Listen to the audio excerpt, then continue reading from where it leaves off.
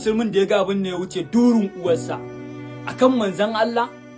Tinubu gutsin durin uwarka, uban da ya haife ka ya ci durin uwarsa, kaji kai wa'inda suke tare da kai ma durin uwarsu. Da ka ce duk wanda ya taba manzon Allah a bashi, kai da ke kowa sun kun ci durin uwarku. Kun ji akan manzon Allah jinin mu fansa ne wallahi, ko yau ko gobe. Wallahi duk wanda ya taba manzon Allah sai mun ga bayan shi, har kai kanka dan durin uwarka. Wawa dan tsiya kawai, dan asara, dan lazza, shege, jinin fir'auna, dangin hamana. Allah ya nuna mana ƙarshen ka don durin uwarka. Ƙarya muke yi, ba san annabi muke yi ba.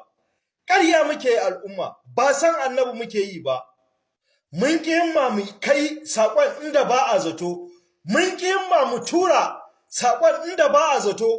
Shugabanmu ne, shugaban halitta ne, shugaban duniya da lahira ne, ake nema a ciwa zarafi, ko ma aka yi dokar da za a ci masa zarafi. Kuna ji fa doka suka yi a kai.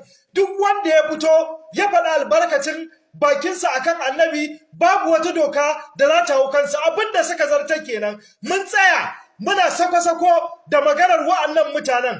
Mun ki tura al'umma, mun ki kaiwa inda ba a zato. Bidiyoyin nan su je don mutane su ɗau action a kai.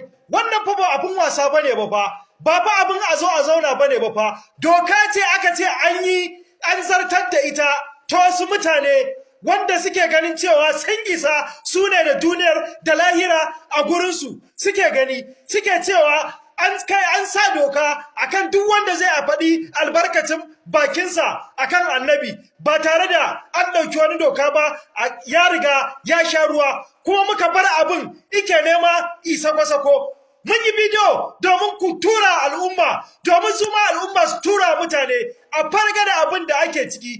Masifa in ta taho irin wannan masifar, ba su kadai da suka jaza mana ba, suke so su jaza mana ba, su ECOWAS din da shugaban ECOWAS din Excellency mai girma Bola Tinubu da ya kawo wannan mashin din a ECOWAS, ba su kadai masifa za ta samu ba.